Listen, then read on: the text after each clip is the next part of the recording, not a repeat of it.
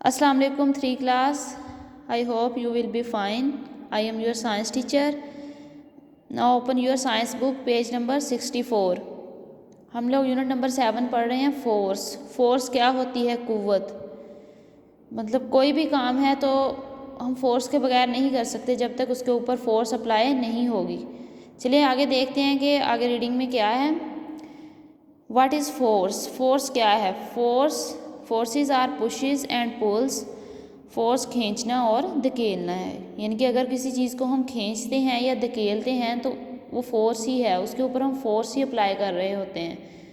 For example, मिसाल के तौर पर व्हेन यू राइट, जब आप लिखते हैं, you exert a force on your pen, तो आप अपने पेन या पेंसिल के ऊपर फोर्स लगा रहे होते हैं। Because you push and pull it across the paper, तो आप कभी पेंसिल को पेपर के ऊपर लेके जाते हैं और कभी पीछे करते हैं, यानी कि कभी पुल करते हैं और कभी पुश करते हैं across the paper.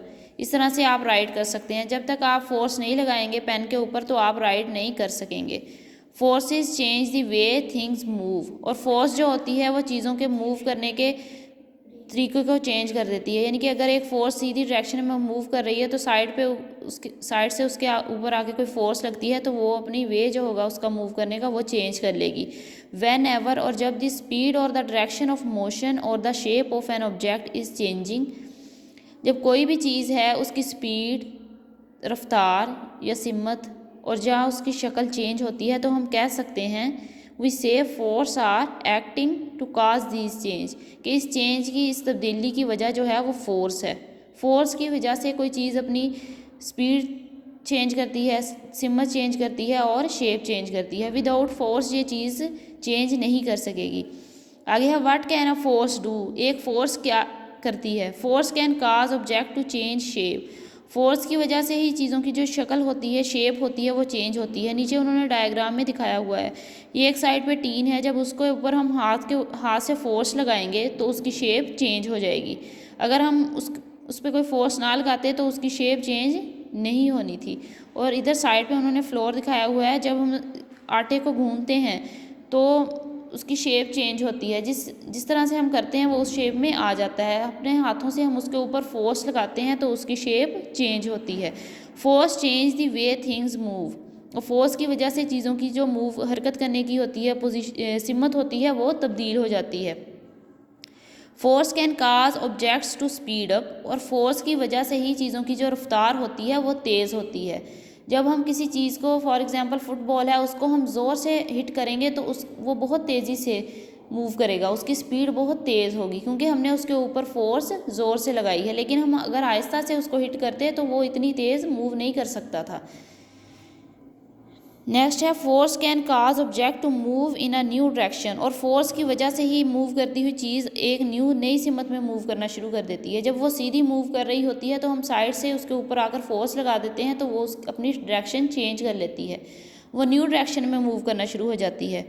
Force can cause object to slow down, force की वजह से ही चीज़ें जो हैं अपनी वो रफ्तार को स्लो कर लेती हैं। फॉर एग्जाम्पल, मिसाल के तौर पर, when a driver pushes on the brakes of a moving car, जब एक ड्राइवर जो होता है वो पुश करता है ब्रेक को मूव करती हुई कार के ऊपर तो वो स्लो डाउन हो जाती है, उसकी जो स्पीड होती है वो आहिस्ता हो जाती है। नेक्स्ट अगले पेज पर 65 पेज नंबर, यहाँ पे उन्होंने फ्रिक्शन का टॉपिक दिया हुआ है छोटा सा। फ्रिक्शन होती है रगड़। रगड़ यानी कि जब दो चीज़ें आपस में टकराती हैं तो उनके दरमियान में जो फोर्स पैदा होती है उसको फ्रिक्शन कहते हैं, रगड़ की force. Friction is the force present when two surfaces things rub together, जब दो चीज़ें आपस में रगड़ खाती हैं तो उनके दरमियान में जो फोर्स पैदा होती है उसको हम फ्रिक्शन कहते हैं। फ्रिक्शन की वजह से जो चीज़ें होती हैं, मूव करती हुई चीज़ें, वो स्टॉप हो जाती हैं। It slow down moving objects, ये हरकत करती हुई चीज़ों को स्लो डाउन कर देती है, यानी कि उनकी स्पीड को कम कर देती है। Forces can cause objects to start moving और कम टू स्टॉप, फोर्स की वजह से ही चीज़ें मूव करती हैं और स्टॉप कर जाती हैं। ये मीनिंग है, जो बुक पे वर्ड अंडरलाइन किए हुए थे उनके आपने मीनिंग राइट करने हैं।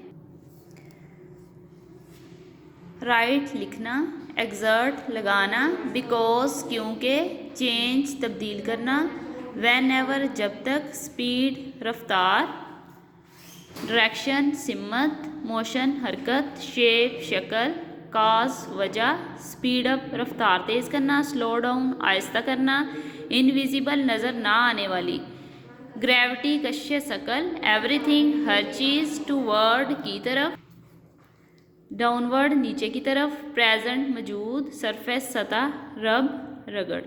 यहाँ तक हमारी रीडिंग है। आज हमारा लेसन कंप्लीट हो गया है। कल हम इंशाल्लाह इसकी एक्सरसाइज करेंगे नेक्स्ट। अल्लाह हाफिज़।